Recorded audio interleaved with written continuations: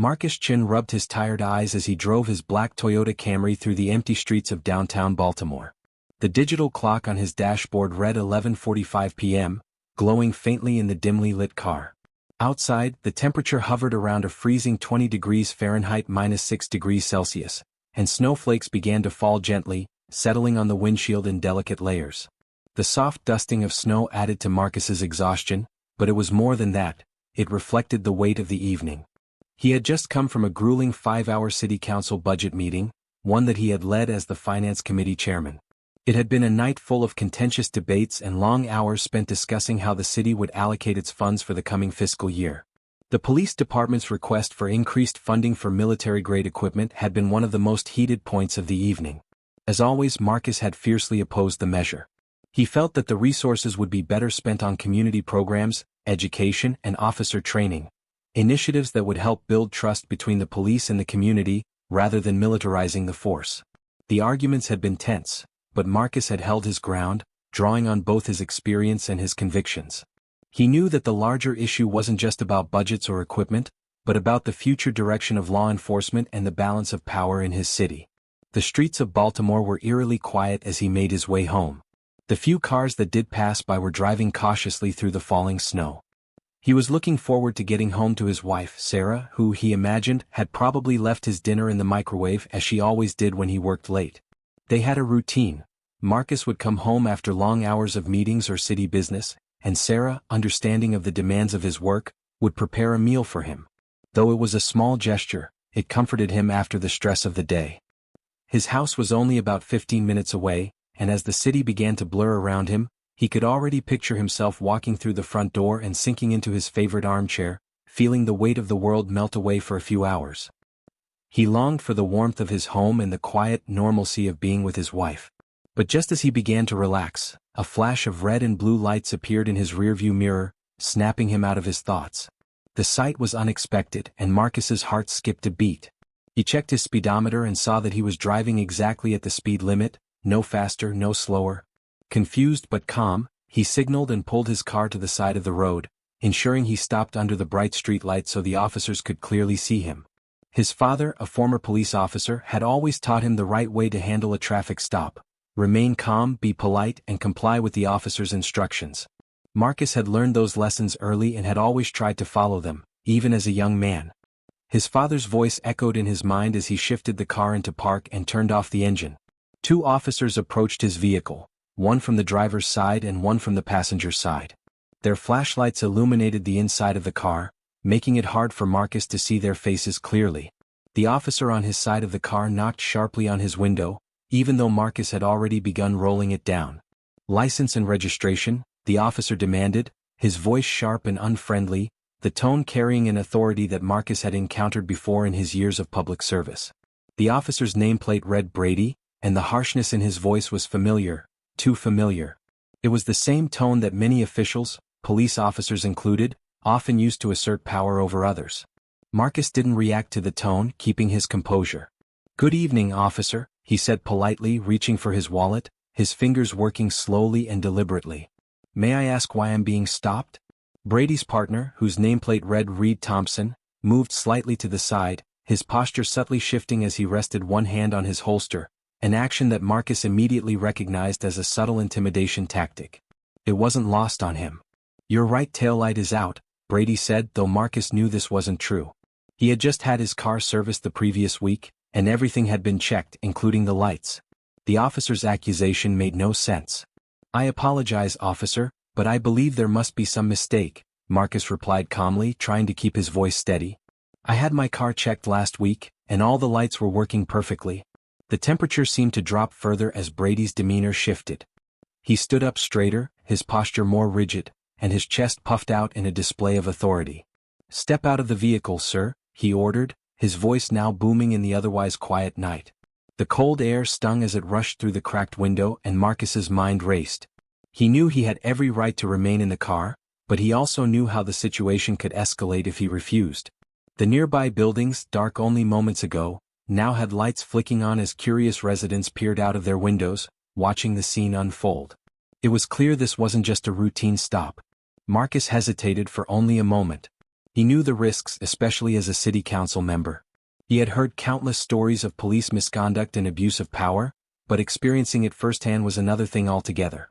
He took a deep breath, unbuckled his seatbelt and opened the car door, bracing himself for the cold that hit him immediately. His suit jacket offered little protection against the biting wind, and snowflakes began to settle on his shoulders as he stepped into the street.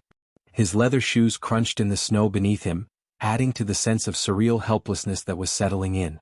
"Hands where we can see them," Officer Thompson instructed, the beam of his flashlight following Marcus's every movement.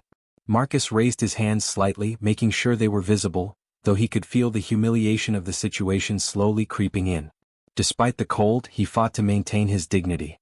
As he stood there, cold and vulnerable, Marcus realized that both officers had turned off their body cameras, an obvious violation of department policy.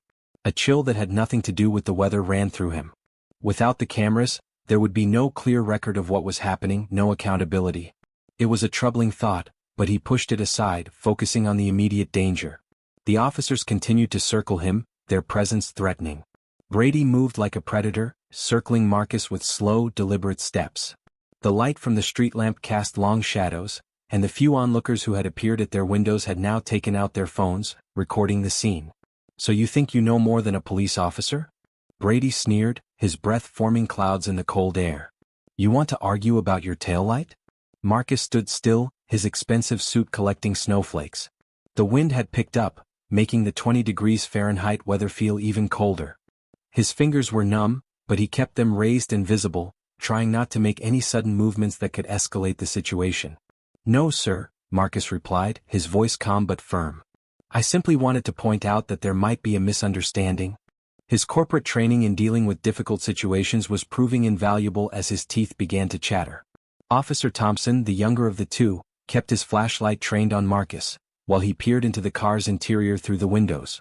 "Hey Brady, this guy's got some fancy stuff in here," Officer Thompson said, his tone now tinged with mockery. "Custom leather seats, high-end laptop in the back." Brady's voice took on a mocking tone. "Oh really? So you're one of those rich guys who think you're above the law?" He moved closer to Marcus, invading his personal space deliberately, his face so close that Marcus could smell the coffee on his breath. A passing car slowed down, but quickly sped away when Brady shot a glare in their direction. The snow was falling harder now, and Marcus's feet, encased in unsuitable dress shoes, were growing numb. His body was stiff with cold, but his resolve remained firm. "I assure you, officer," Marcus said, his voice unwavering despite the increasing discomfort, "I have complete respect for the law." At that moment, Marcus realized how fragile the system could be, how easily authority could be abused when unchecked. But what these officers didn't know was that he wasn't just a regular citizen. He was a public servant, a city council member, and tonight he was ready to make them realize that no one was above the law, not even them. Marcus kept his composure, though his mind was racing. He had considered showing his city council Idaho, but decided against it. He wanted to experience exactly what ordinary citizens faced in these kinds of situations, what they had to endure when they didn't have the privilege or influence that he did. As a city council member, he was used to navigating tense situations, but this was different. This was a raw demonstration of power, and he wanted to see just how far the officers would push him before the truth came out. He held on to his belief that this encounter would be over soon. After all, no one would dare escalate things further once they knew who he was, right? But Officer Brady was not going to let things end so easily. With a smirk that made Marcus's stomach turn, Brady said, "Prove it then." He leaned in slightly, his eyes narrowing as if savoring every second of the control he had over the situation. "Since you're so respectful, drop and give me 20 push-ups. Right here. Right now." Marcus blinked in disbelief. His mind struggled to process what he had just heard. Push-ups? Was this really happening? Was this some kind of twisted joke? But Brady's stern face told him that the officer was entirely serious. The last shred of patience Marcus had left began to wear thin, but he kept his voice even, not wanting to provoke the officers further.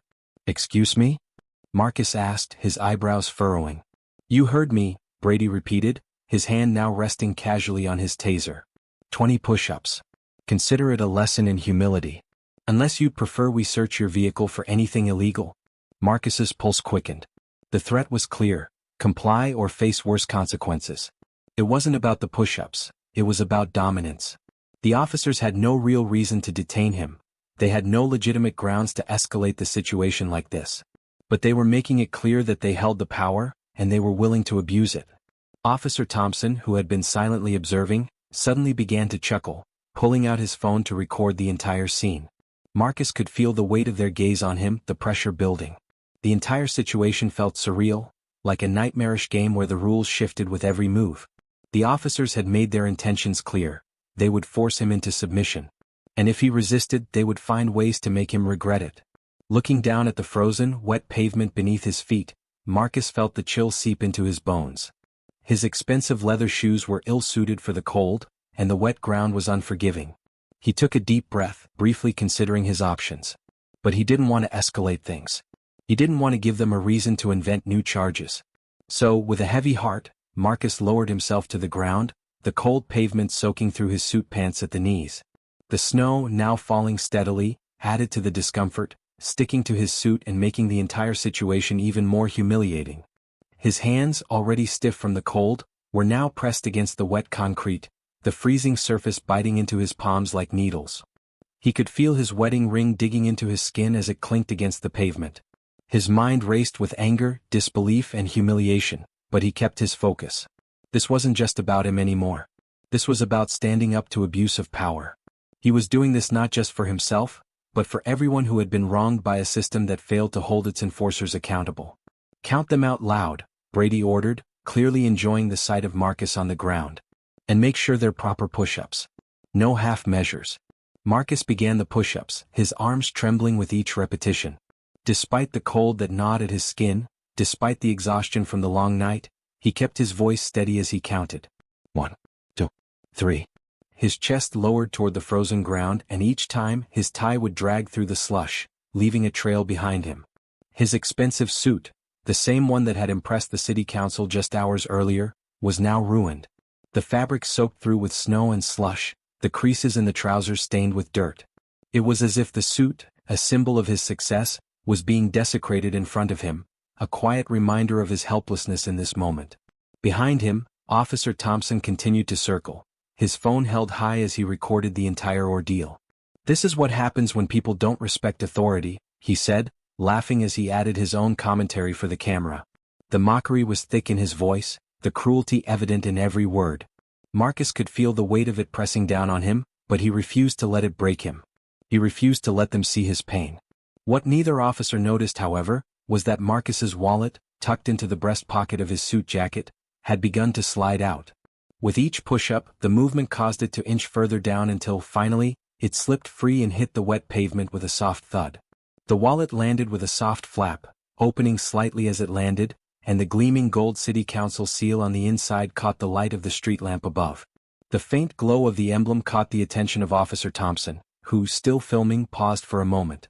His eyes shifted down to the wallet, the recognition on his face almost immediate. The change in his demeanor was palpable. Brady," Officer Thompson's voice, once confident and mocking, was now hesitant. He lowered his phone and shined his flashlight on the open wallet. "You might want to see this." Brady, still pacing and clearly enjoying the power he wielded over Marcus, stopped mid-stride. His face, which had been filled with arrogance and cruelty moments before, drained of color as he looked down at the wallet. His hand reached out almost automatically, but the tension in the air was thick. Marcus could feel the shift in the power dynamic. The officers who had been aggressive and mocking were suddenly on the defensive. Brady bent down, quickly picking up the wallet, his eyes scanning the ID inside. He paused, reading the words out loud. "Marcus Chin, City Council Member, Chairman of the Police Oversight Committee." The impact of those words was immediate, and the officer's behavior shifted instantly. The mockery in Brady's voice disappeared, replaced by a flurry of apology. He quickly stood up, his hand extending to help Marcus to his feet. "Sir, I am so sorry. We had no idea who you were. Please let me help you up." Marcus, stiff from both the cold and the exertion, pushed himself up slowly, not accepting the officer's hand. He didn't need their help. His legs were numb, but he stood on his own, his suit now drenched in snow and slush. His tie, once neat and professional, hung loosely, dripping with dirty water. Small tears marked his pants where the rough pavement had scraped against him. Despite the physical discomfort, Marcus was calm. His expression was cool, but his eyes, those eyes, bore into Brady with a quiet intensity. This wasn't over. Officer Thompson, now frantically trying to delete the video he had been recording, froze when Marcus spoke. "I wouldn't delete that if I were you," Marcus said, his voice low and measured. "Destroying evidence is a serious offense." Both officers stood in uncomfortable silence as Marcus brushed off his suit as best as he could. The snow continued to fall, soft and quiet around them, but the atmosphere had changed. The dynamic had shifted. It was no longer the officers holding the power. Marcus had reclaimed it. He had outlasted their cruelty, and now it was their turn to face the consequences. "Sir," Brady began again, his voice almost pleading. "Please understand this was just a routine traffic stop that got a little out of hand. We didn't mean any disrespect." Marcus turned to face him, his expression calm but his eyes burning with intensity. "A routine traffic stop for a taillight that isn't actually broken?" he asked, his voice steady. "With both of your body cameras conveniently turned off?" Brady and Thompson exchanged nervous glances, the weight of their actions finally settling in. The residents in the nearby buildings who had been recording the entire incident were still watching, their phones raised, capturing every moment.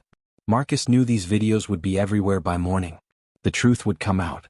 "Mr. Chin," Thompson said, stepping forward, his voice almost a whisper. "We can explain everything. Maybe we could talk about this somewhere warmer? There's a coffee shop just around the corner." "No thank you," Marcus replied, his voice cold. It was colder than the winter night surrounding them. "I think we've had enough conversation for tonight." He turned to walk back to his car, his steps leaving wet footprints in the snow as he went. Before getting in, he paused, facing the two officers one last time. "Officers Brady and Thompson," he said, his voice carrying a calm, undeniable authority. "I suggest you both prepare detailed reports about this incident. Include everything, why you really pulled me over and why your body cameras were off." The officers stood there, silent, as the weight of his words hung heavy in the air. The power had shifted. Marcus was in control now. Tomorrow would bring consequences for their actions. Consequences they couldn't even begin to imagine. Marcus held up his hand, silencing Officer Brady before he could respond. The air between them had shifted, the tension thick with an unspoken understanding that neither of them could escape. "And why?" Marcus began, his voice calm but carrying an authority that was impossible to ignore. "Did you think it was appropriate to make a citizen do push-ups in freezing weather during a traffic stop?" He paused, allowing the question to linger. The officers stood rigid, their faces pale with the realization that their actions, once considered a small power play, had just crossed a line they would not be able to erase. They knew their careers were hanging by a thread. Brady opened his mouth to speak, no doubt trying to justify his actions, but Marcus raised his hand again, cutting him off. "Submit those reports to my office by 9 a.m. tomorrow," he continued, his voice colder than the air around them. "And Officer Thompson, I expect the complete, undelete video from your phone to be included." He didn't raise his voice, but the finality in his words made it clear. This wasn't a request, it was an order. "Good night, gentlemen," he added, turning without waiting for a reply. As Marcus got into his car, the warmth of the heater hit him, but it did little to ease the discomfort of his wet clothes sticking to his skin. His entire body trembled, though he couldn't tell if it was from the cold, the shock of the situation, or the anger that continued to churn in his chest.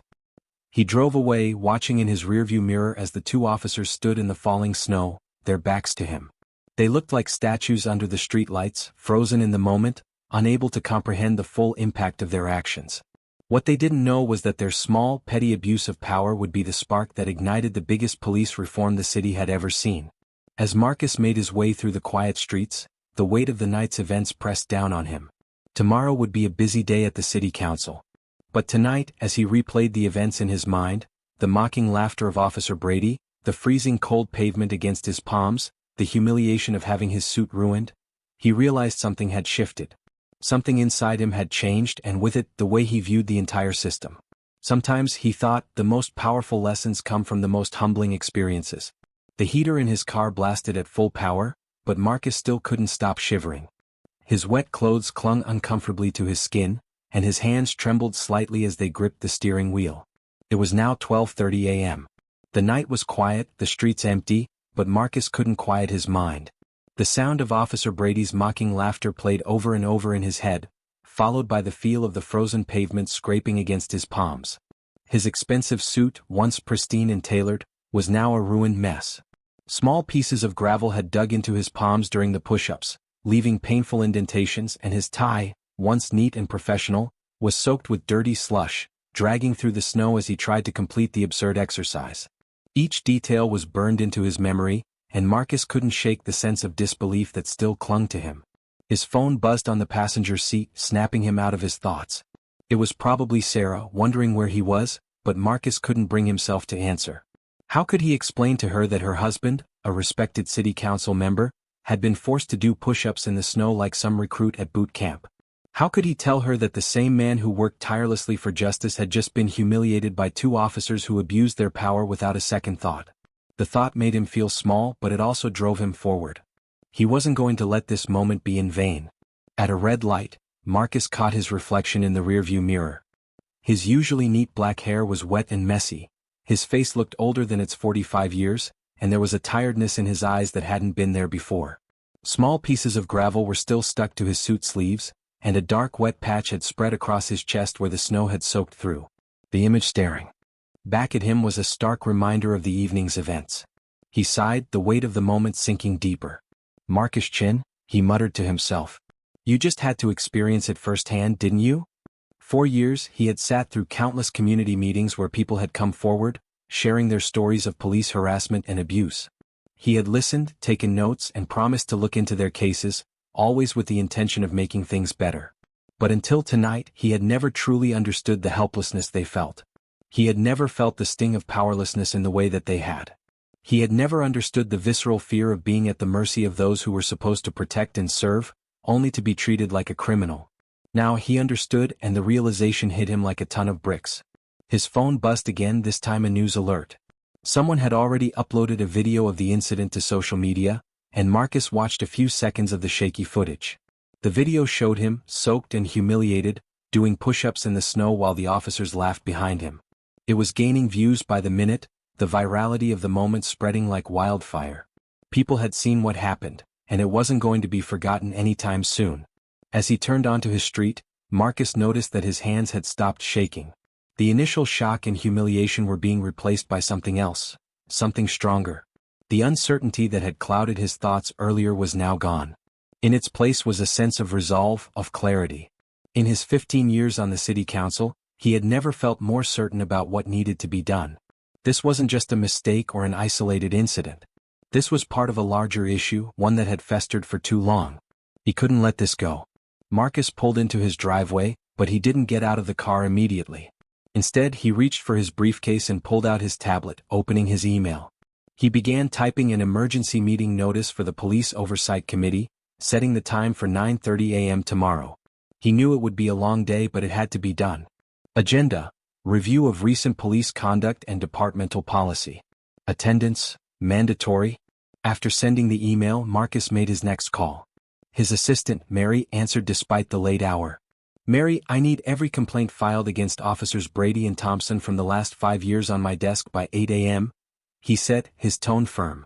Also, get me the police department's body camera compliance reports for the past 6 months.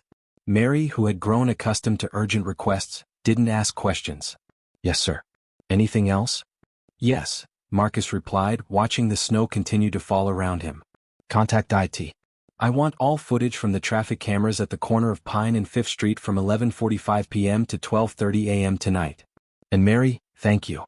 Finally, Marcus called the one person he knew would understand the significance of what had just happened. His father, retired police captain James Chin. The phone rang 3 times before his father's voice, still sharp despite his 70 years, answered. Dad, Marcus said, his voice slightly cracking. Remember all those times you told me about how power can corrupt good officers? I just lived it. As Marcus explained what had happened, his father listened in silence, taking in every word. When he finished, there was a long pause on the other end of the line. Finally, his father spoke, his voice steady but full of weight. Son, sometimes the worst experiences make the best fuel for change. What are you going to do about it? Marcus looked at his ruined suit, then at his council badge sitting on the passenger seat. I'm going to do what should have been done years ago, Dad. Tomorrow we start cleaning house. With that, Marcus hung up the phone, stepped out of the car, and walked toward his front door. The house was dark, except for the porch light Sarah always left on for him. Tomorrow would bring a storm to the police department, but tonight he needed to hold his wife close, warm up and prepare for the battle ahead. The wet footprints he left on his front porch would dry by morning, but the impact of this night would last much longer. At exactly 7 a.m., Marcus Chen walked into City Hall with a sense of purpose. He wasn't the man who had been forced to do push-ups in the snow just hours ago. The humiliation of the night had been replaced by a determined resolve, a quiet strength that radiated from him as he moved through the building. Today he wasn't just a city council member, he was the catalyst for change. He wore his sharpest black suit, his lucky red tie, the one Sarah had given him years ago for his first big council meeting, and carried a thick folder under his arm, filled with the evidence he needed to take on the police department. The security guard at the entrance did a double take as Marcus passed through. It was rare for Marcus to be in this early, but today was different. The air felt thick with anticipation, the weight of the responsibility settling on his shoulders. Inside, the hum of the building began to grow louder as staff members trickled in, but Marcus didn't spare any of them a glance. He had a job to do and nothing would distract him from his purpose. His assistant Mary was already at her desk, her face weary with the fatigue of a long night. Dark circles under her eyes suggested she had worked through the night to prepare everything he needed. 5 stacks of papers were arranged neatly on her desk, and a large coffee cup sat within easy reach. When she saw him, she stood up immediately. "Good morning, Mr. Chin," she said, her voice a little rough from lack of sleep. "I have everything you asked for." Marcus gave her a brief nod, appreciating her dedication. "Thank you, Mary. What do you have for me?" "Officers Brady and Thompson have had 17 complaints filed against them in the past 5 years, she said, handing him the first stack of papers. None of them were properly investigated. Marcus flipped through the papers quickly, his eyes scanning the contents. It wasn't surprising, he had suspected as much.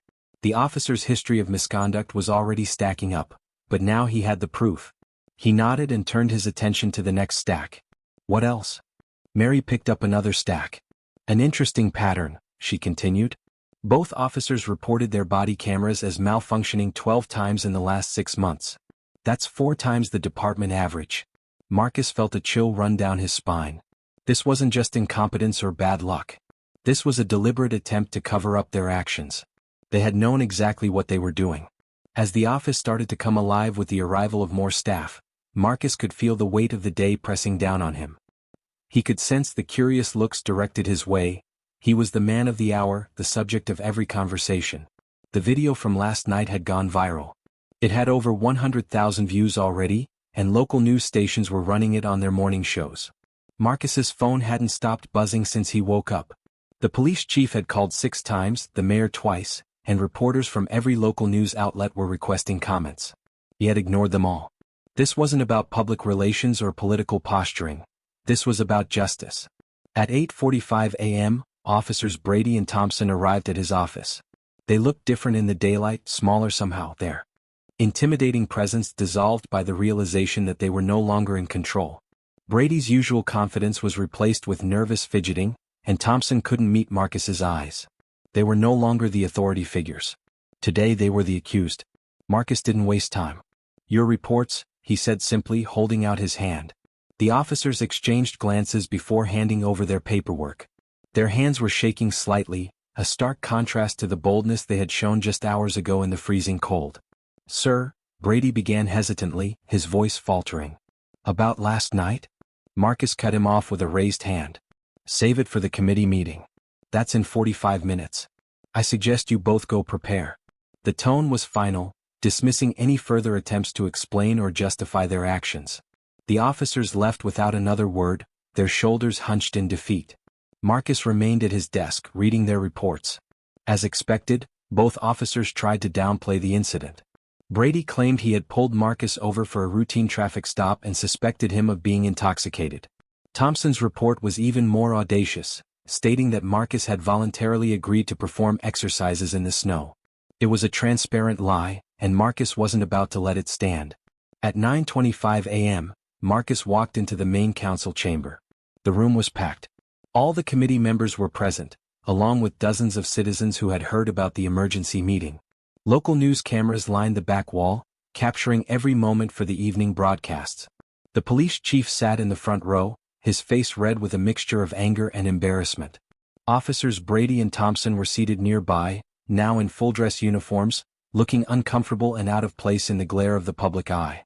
Marcus took his place at the center of the committee table, arranging the documents in front of him: complaint reports, body camera records, traffic camera footage from the previous night, and the officer's false reports. He took a deep breath, steadying himself for what was to come. This wasn't just about those two officers. This was about sending a message to the entire police department that their actions would no longer be tolerated. Before he began, Marcus addressed the room. "Before we begin," he said into the microphone, his voice calm but firm, "I want to thank Officers Brady and Thompson." The room fell silent, confusion rippling through the crowd. The two officers looked up, their expressions a mix of surprise and confusion. What could Marcus possibly be thanking them for? The answer would come quickly. "Last night, these officers showed us exactly why we need major police reform in our city," Marcus continued, his voice gaining strength. "They didn't know they were dealing with a city council member. They thought I was just another citizen they could humiliate. And that's exactly the problem." He pressed a button on the podium and the large screen behind him came to life. The traffic camera footage from the previous night began to play, showing the entire incident from multiple angles. The room fell into stunned silence as everyone watched the officer's behavior on full display. Marcus turned back to the room, his voice growing stronger. "Today we're not just going to discuss two officers who abused their power. We're going to talk about every officer who thinks a badge gives them the right to humiliate citizens. We're going to examine every complaint that was ignored, every body camera that mysteriously malfunctioned, and every false report that was filed." He paused, looking directly at Officers Brady and Thompson. "And we're going to start with last night?" The room was completely silent now, every eye fixed on Marcus. The tension in the air was palpable, as if the very future of the police department was hanging in the balance.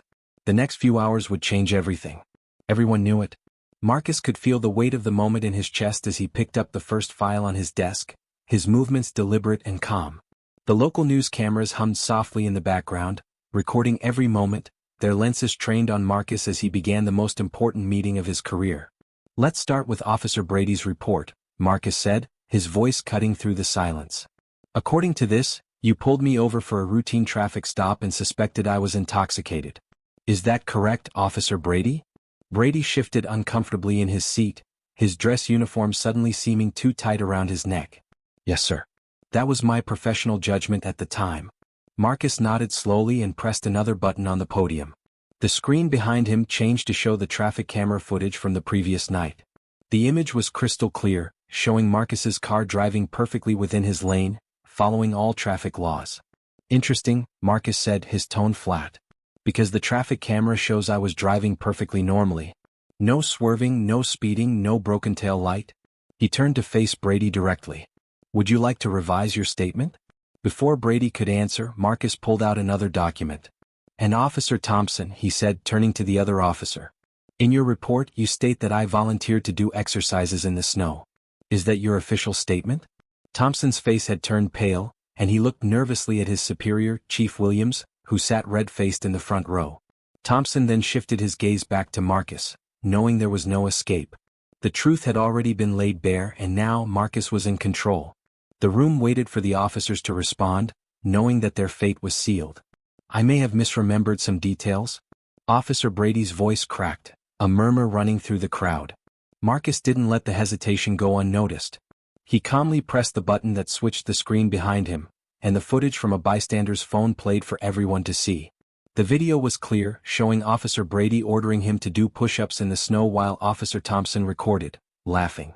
The sound of their mocking laughter filled the chamber. The audience sat in stunned silence, watching the cruel treatment of a citizen unfold before their eyes. "Misremembered?" Marcus repeated quietly, his voice tinged with disbelief. He let the words linger in the air before continuing, each syllable deliberate.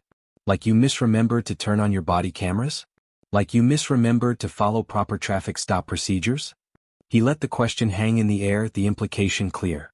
Brady's nervous fidgeting was more noticeable now. His once confident demeanor had evaporated, replaced by the anxiety of being caught in a lie that was now impossible to escape. Before Brady could offer any further excuses, Marcus was handed another file by Mary, his assistant. He opened it, and his voice carried throughout the room, calm yet full of authority. "In the past 5 years, these two officers," he said, holding up the file so everyone could see, have had 17 civilian complaints filed against them. Want to know how many were properly investigated? 0. Chief Williams, who had been sitting quietly until now, stood up abruptly, his face flushed with anger. His voice was tight as he addressed Marcus. Mr. Chin, with all due respect, this seems like a personal vendetta, fueled by one unfortunate incident. Just one incident? Marcus didn't flinch. He interrupted the chief, his voice still calm but carrying an edge that silenced the room. Let's ask the room, he said, his eyes scanning the crowd. He turned toward the citizens who had come to witness the meeting. How many people here have experienced similar treatment from our police department? At first, only a few hands went up, but as the room fell silent, the hands began to rise, slowly at first, then more quickly. It was as if a wave had passed through the crowd. By the time Marcus finished speaking, nearly half the room had their hands raised, each one a silent testament to the abuse of power and disregard for citizens' rights. The local news cameras panned across the room, capturing every hand that went up, documenting the truth that had long been ignored. Each hand represented a story of humiliation, of power misused, and of fear.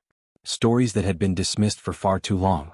Every hand you see here, Marcus said, his voice rising, represents a story. Stories of humiliation, abuse of power, and fear. Stories that were ignored or dismissed until now. The room was heavy with the weight of his words. The truth, once hidden, was now laid bare for everyone to see. He pulled out another document, a proposal for immediate police reform. This, he said, holding up the paper for all to see, is a proposal for immediate police reform. It includes mandatory body camera usage with strict penalties for non-compliance, civilian oversight of all complaint investigations, and immediate suspension for any officer found abusing their power. The room fell silent as the magnitude of what Marcus was proposing settled over everyone present. The system had been broken for far too long, and now Marcus was offering a solution. One that would bring transparency and accountability back to the police department. Officers Brady and Thompson sat slumped in their chairs, their earlier arrogance completely gone. The two men who had once been so sure of their power now looked small, defeated, their heads down in shame. Chief Williams, who had attempted to defend them moments before, had stopped trying. He was staring at his shoes, unable to meet anyone's gaze. Officers Brady and Thompson, Marcus said, his voice cutting through the silence, you have two choices. You can resign immediately, or we can continue this investigation. That will include reviewing every complaint filed against you, every traffic stop you've made, and every report you've written. The choice is yours. The room held its collective breath, waiting for the officers to respond. Marcus's words had hung in the air like a weight, and now it was time for the officers to face the consequences of their actions. Brady, who had seemed so powerful last night in the snow, now looked smaller than ever. Thompson was visibly sweating despite the cool temperature of the room, his hands trembling as he wiped his forehead. I will resign, Brady said quietly, his voice barely reaching the microphone. His words were hardly audible, but the room heard them clearly. There would be no defense, no denial. The officers knew that they had been caught, and there was no way out. Marcus nodded, his face unreadable. A wise choice, he said.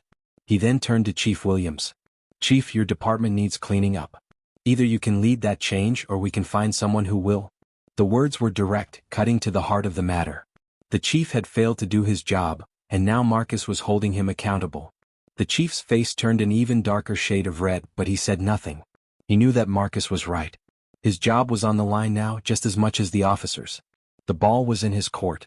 Marcus picked up the police reform proposal and looked around the room. Committee members, he said, his voice strong, it's time to vote.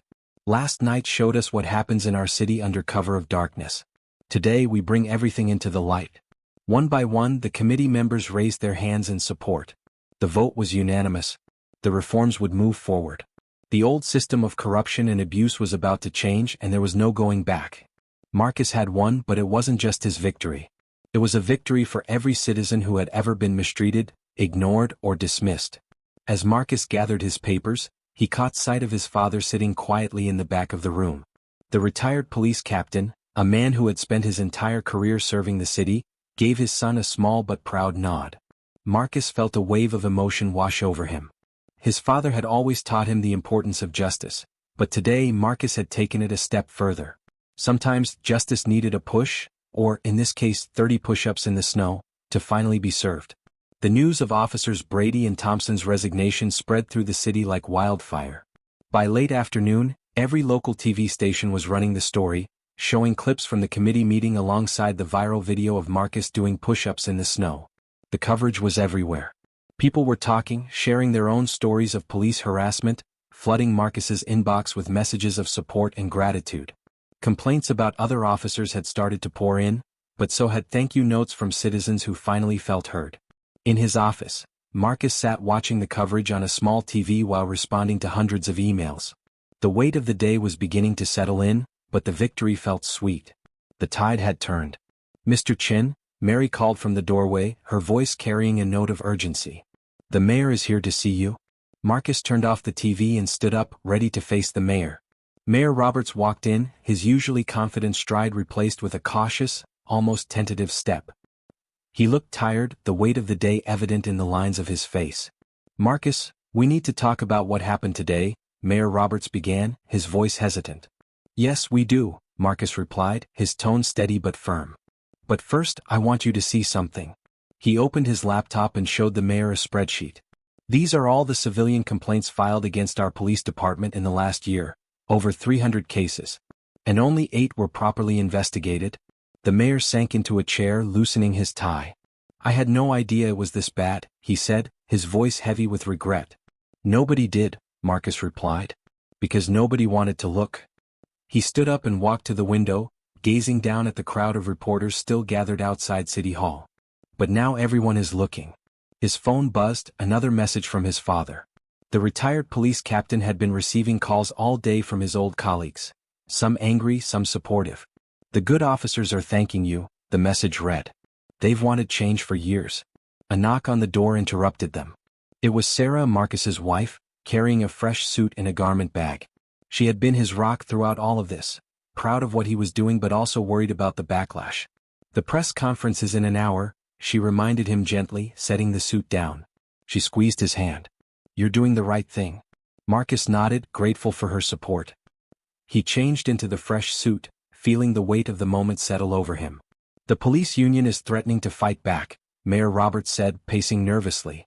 "They're saying you're on a witch hunt." "Let them," Marcus replied, adjusting his tie. "We have evidence. We have witnesses. And most importantly, we have the truth. It's time for real change." Just then Mary rushed in with breaking news. 2 more officers from another precinct had resigned after citizens shared videos of similar abuse. The movement was spreading, and Marcus knew that this was only the beginning. At exactly 5 p.m., Marcus walked out to face the crowd of reporters gathered on the City Hall steps. Camera flashes lit up the early evening darkness like lightning, and microphones were thrust toward him from every direction. The world was watching. "Last night," Marcus began, his voice strong and clear, "I experienced what many of our citizens have faced for years. But unlike many of them, I had the power to do something about it. Today that changes." Marcus held up a thick document, the new police reform bill that had been drafted and approved in record time. The crowd before him, a mix of reporters, community members and former officers, fell into an expectant hush as he began his speech. "This is just the beginning," he said, his voice carrying through the warm summer air. "We are establishing a new civilian oversight board with real power. Every complaint will be investigated. Every officer will be held accountable." The reporters shouted questions, but Marcus raised his hand for silence, the power of his calm demeanor silencing the crowd instantly. His eyes scanned the room, resting on the faces of those who had suffered, those who had demanded change. "To the good police officers who serve our city with honor, we support you," he continued, pausing to make sure the weight of his words sank in. "But to those who abuse their power, your time is over." As the room absorbed his message, Marcus caught a glimpse of Officer Thompson's wife, seated toward the back. She was crying quietly, her hands folded in her lap. Marcus felt a brief pang of sympathy.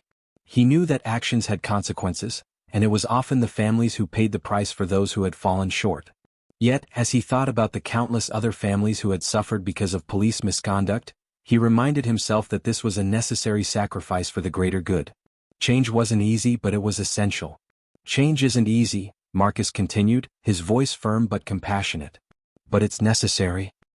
He looked down at his notes and then back up at the crowd, locking eyes with the reporters who had fallen silent, listening intently. Starting tomorrow, we begin training our police force in de-escalation techniques. Body cameras will be mandatory and they will be checked daily. Community engagement will be required, not optional. As he finished speaking, something unexpected happened. A single clap echoed from the back of the crowd. Then another.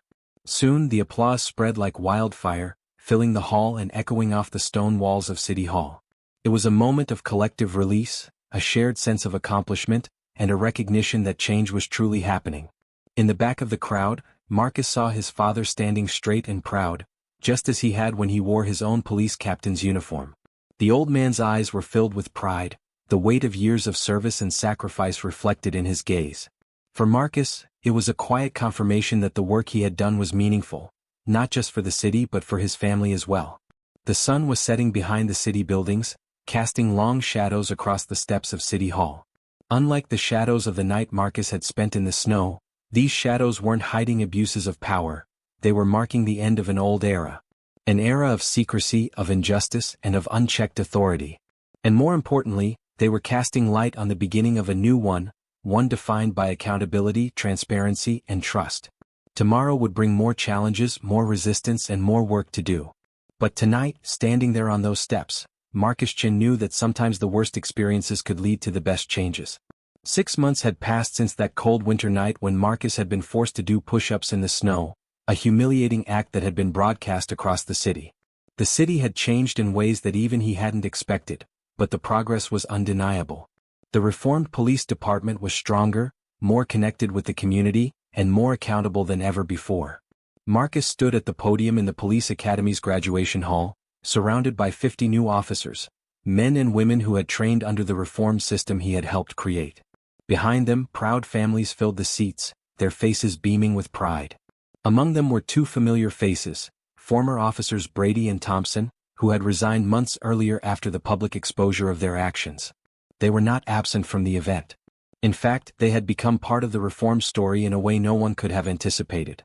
3 months ago, Brady had reached out to Marcus with a surprising request. He wanted to help train new officers on what not to do. It was a humbling gesture, one that spoke volumes about his willingness to take responsibility for his actions. Thompson had joined him in this effort, and together they now shared their story as a powerful lesson in the abuse of power, hoping to prevent future officers from making the same mistakes. It wasn't about erasing their past, it was about taking ownership and making a difference moving forward. Marcus looked out over the new class of graduates. "Look at the person sitting next to you," he began, his voice steady. "That person isn't just your fellow officer. They are your conscience, your witness, and a reminder of what good policing means." He paused for a moment, allowing the weight of his words to settle. The new graduating class looked different from the ones of previous years. There were more women, more minorities, and each one had gone through extensive community service as part of their training. Before ever touching a badge, these officers had worked in homeless shelters, youth centers, and elderly homes. They had served the community, learned its needs, and built relationships with its people. The badge they would wear was not a symbol of power but one of service and responsibility. 6 months ago, I stood in the snow, humiliated by officers who had forgotten their true purpose, Marcus continued, his voice growing in strength. Today I stand here proud to see officers who understand that a badge is not a weapon, it is a symbol of trust. In the front row, Chief Williams nodded. The chief had surprised everyone by embracing the reforms. After his initial resistance, he had become one of the program's strongest supporters. He had taken action, firing 12 officers for misconduct and promoting others who demonstrated true community leadership. He had done the hard work of changing from the inside, of aligning himself with the new vision for the police force, and Marcus couldn't help but acknowledge how far the department had come. Mary, Marcus's assistant, approached the podium, handing him a set of papers. They were the latest statistics, hot off the printer. Marcus smiled as he read them aloud to the crowd. In the past 6 months, civilian complaints have dropped by 70%. Community trust in the police has increased by 65%. Response times have improved. And most importantly, both citizens and officers report feeling safer. As he read the numbers, Marcus caught a glimpse of Brady. His face was a mix of shame and hope. His teenage son sat next to him, watching the new officers with admiration. It was clear that Brady's journey had been one of redemption, and while he would never erase his past actions, he was trying to build something better for his future, and for his son. Thompson's wife, who had cried at the press conference 6 months ago, was now smiling. Her hand rested gently on her husband's shoulder, a silent acknowledgement that they too had been part of the change. They were no longer defined by their past mistakes but by the effort they had made to make amends. But the most important change, Marcus said, wasn't in these numbers. The most important change is in the stories I don't hear anymore. Stories of fear, humiliation, and abuse of power. Instead, I hear new stories, stories of officers helping elderly citizens with groceries, playing basketball with neighborhood kids, and truly serving their community. In the back of the room, Marcus's father sat quietly, wearing his old police captain's uniform. He had been instrumental in designing the new training program, sharing 40 years of experience about what good policing really meant. Marcus had leaned on his father's wisdom throughout this process, and today his presence was a reminder of how far they had come together. As you receive your badges today, Marcus continued, his voice filled with pride, remember that this power isn't measured by how many push-ups you can make someone do or how much fear you can instill. True power comes from how many lives you can improve, how many people you can help, and how much trust you can build. The ceremony concluded with something new. Each officer took an oath, not just to uphold the law but to serve the community with respect, dignity, and compassion. As they received their badges, each one was paired with a civilian advisor who would work with them during their first year, ensuring that their training and commitment to the community remained strong. After the ceremony, Brady approached Marcus. "Mr. Chin," he said, looking down at his feet, "I never properly apologized for that night. What we did, it was wrong. Thank you for turning it into something good." Marcus shook his hand, the weight of his journey settling into a moment of quiet reflection. "Sometimes our worst mistakes can lead to the best changes," he said, his voice filled with understanding. As Marcus walked out of the academy building, he saw two of the new officers helping an elderly woman across the street with her groceries. On another corner, an officer was showing neighborhood kids how to use the patrol car's radio. His phone buzzed. Another city had called, wanting to learn about their reform program. The changes they had made were spreading, creating ripples far beyond their city limits. That night, as the snow had turned to summer stars, Marcus drove past the spot where he had done push-ups 6 months ago. A new community police center stood there now, its windows warm and welcoming. Inside, officers and citizens sat together, not as powers and subjects, but as partners in making their city better. Sometimes Marcus thought 30 push-ups in the snow could change the world, or at least start the process.